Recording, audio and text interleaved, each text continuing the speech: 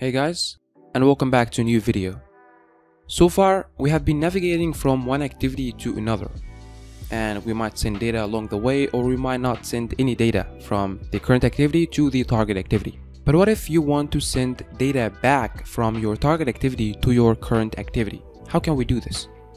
So in this video, we are going to learn how to do this. We are going to navigate from the main activity to the second activity, and once we click a button or once we pressed the back button, we want to get back to the main activity holding some data for the main activity to display to the user. So this is similar when you launch the camera app from your activity or from your application. You press a button, you launch the camera app, you take a picture, and once you click back or once you click the tick mark or the check mark, you will go back to your activity holding that data or holding that image. Now in this video we are going to learn two ways, the old one and the new one. Now the reason why I'm teaching you the old way and the new way combined is that I want you to be familiar or comfortable when using a legacy code. So the time will come and you'll stumble upon some old code from your company or your client, and I just don't want you to be lost. I want you to be comfortable when working with the old code and adapt the new way instead of the old way. So let's start.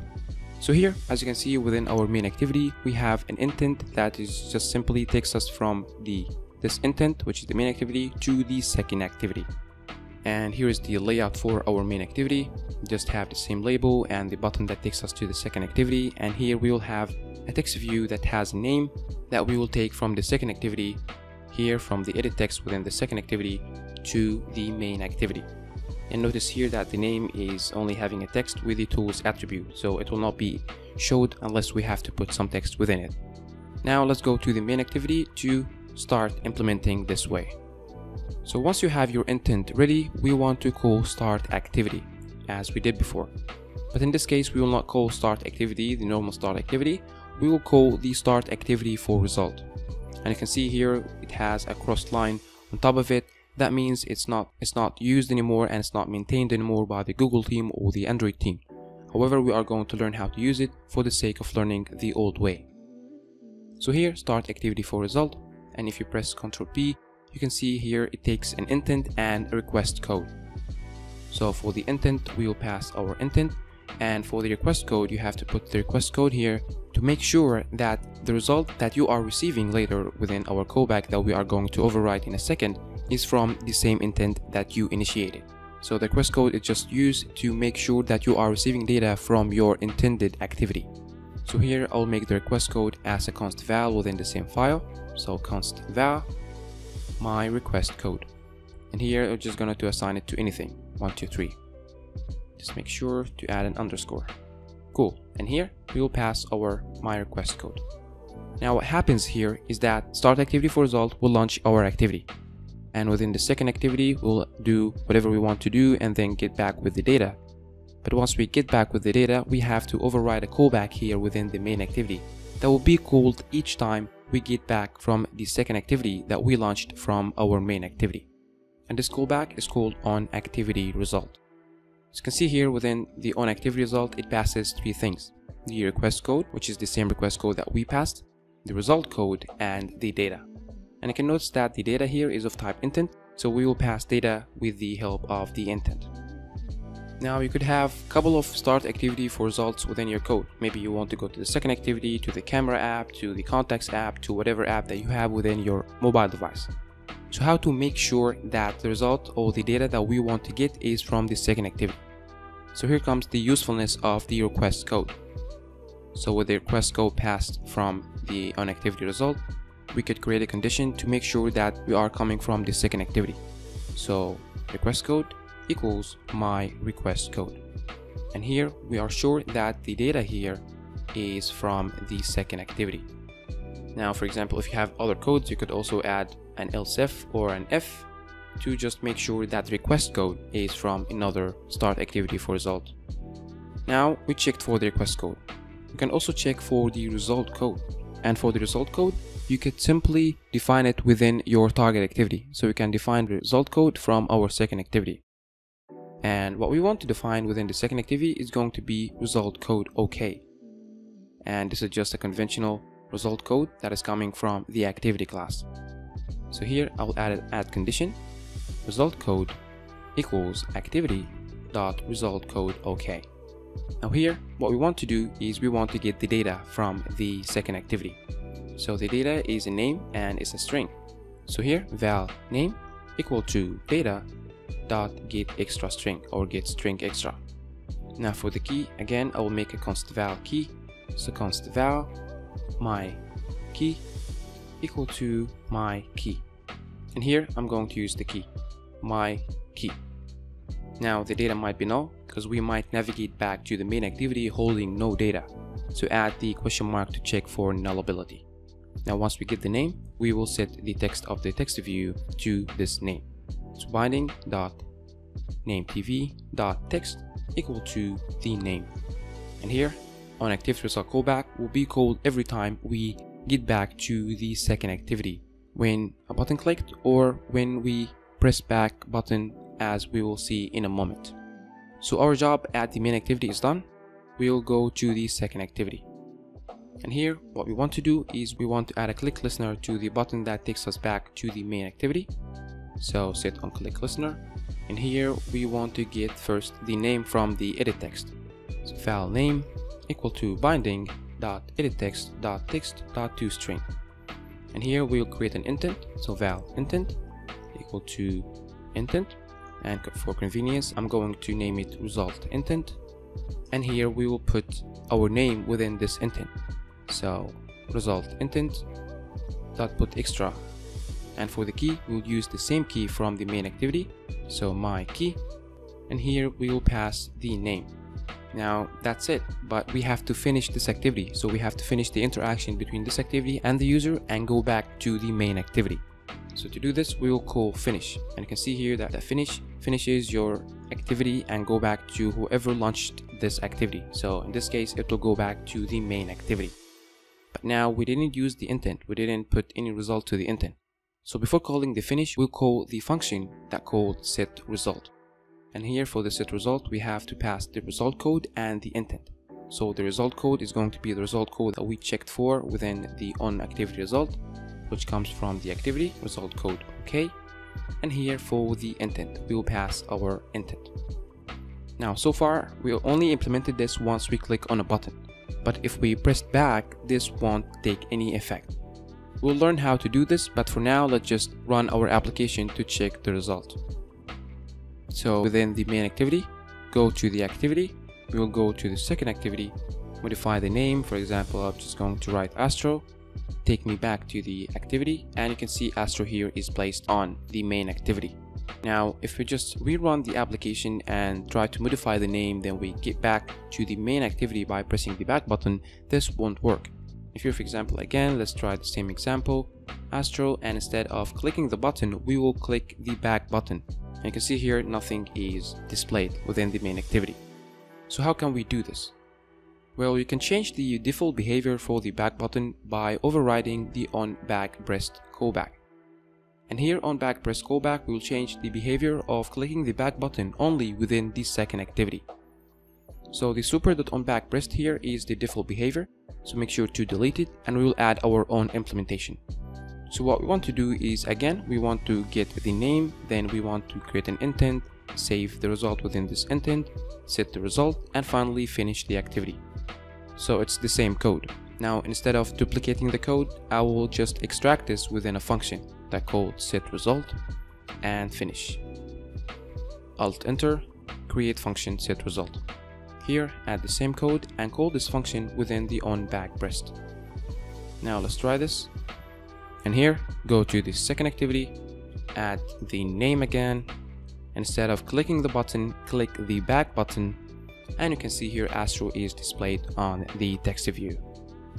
You could also use the startActivityForResult to launch other activities, as I said before, and get some data like the camera app, like the contacts app, like any other apps. I'll leave a link to the description below if you are interested about the old way and if you want to get more familiar with the old way.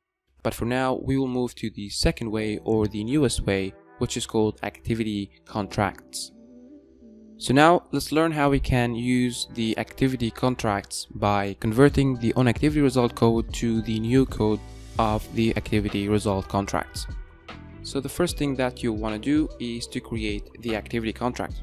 So the activity contract is similar to an agreement between two activities that has a set of procedures that this activity wants from the other activity, and both agree to these agreements or to these procedures, and hence the name, which is a contract. So here we will create a contract, and for this I will call it ActivityResult, ActivityResult Launcher, and this is just a convenience name. And here I'll assign it to the function which is called register for ActivityResult. Now if you press Ctrl P, you can see it takes a contract and a callback. So for the contract, it comes from ActivityResult contracts, ActivityResult contract class. Make sure it is the contract with the S. And now if you add a dot, you can see all the possible contracts or all the predefined contracts that you can pass to the register for ActivityResult function. Here we have startActivityForResult, which we are going to use it. We also have request permission, take picture, get content, request multiple permissions, and so on and so forth. And you can also create your own contract, and I will leave that in the description if you want to learn more about the ActivityResult contracts. So here what we want to do is to get the startActivityForResult. Now don't forget to add the constructor, and finally we will add our callback. So here within the callback it passes an activity result, and I'll just name it result. And now with the help of this result you can again check for the result code. So if result.result code is activity result OK, then we want to implement our code here. So now how can we get the intent or the data from the result? Well, let's create a variable called data, and here we will assign it to the result.data. And you can notice here the data that comes from the result is of type intent that might be null. So now we have the intent, and we want to get the string, which is name, from the data. So data.getString extra. Again, we will pass the same key, my key, and notice that the intent might be null, so we have to add the question mark again to check for nullability. And finally we will assign the text view to the name, or the text of the text view to this name. So binding.nameTV.text equal to the name. Now instead of calling start for activity result, and I'm just going to delete it, and I'm going to delete the callback as well, we'll call the launcher here, or the activity result launcher. So activity result launcher dot call the launch function, and here as you can see the launch function can take an intent, so we will pass our intent. Now let's run to see the result. Here within our main activity, if we click on go to the second activity, here I'll add a name again, Astro, and take me back to the second activity or the main activity, and you can see here the name is applied. Also if you change to anything and you press the back button, the name is also applied. So you can see how the register for activity result can reduce a lot of code and can just simplify the process, and it's also safer to use than the onActivityResult or to the old way of getting results from other activities. Now since we have some more time, I will use the register for activity result to get an image from the camera app, or take an image with the camera app. So here again we'll create another launcher, and instead of making the contract to start activity for result, we'll make the contract to be take image preview or take picture preview. So here again I'm create a new launcher, or take picture launcher, register for activity result contract, take picture preview, add the constructor, and finally we will open the callback. And here we are receiving a bitmap, so we'll get this bitmap from the callback. And once we get the bitmap, we want to assign it to the image view, and currently I don't have any image view within our main activity, so let's just quickly add an image view. So here I added the image view, and I give it a defined width and height, and I also give it the scale of center crop. Now let's go back to the main activity, and once we receive the bitmap from the callback, we want to set the image of the image view to this bitmap. So set image bitmap and pass the bitmap. Now the bitmap might be null, so we have to first check for if the bitmap is not null. So if bitmap not equal to null, we want to set the image. If it's null, we will just create a toast message. Now instead of going to the second activity, when we click on the button, we will call the launcher, or we will launch the launcher once we click on the button. So here take picture launcher dot launch, and here it takes void, so we could simply just add null or pass null to the function because we don't have anything to pass. And here we will run our application to check this out. So here again, go to the activity. It will launch the camera app, and you could just simply take any picture, for example, from the virtual device, and maybe here take a picture, click on the check mark, and once you go back to the application, or once it takes you back to the application, you can see here the picture now is set to your image view. So you could do a lot of things actually with the activity contracts that we could do with the onActivityResult, and the onActivity contracts completely replaces the onActivityResult callback and the startActivityForResult function.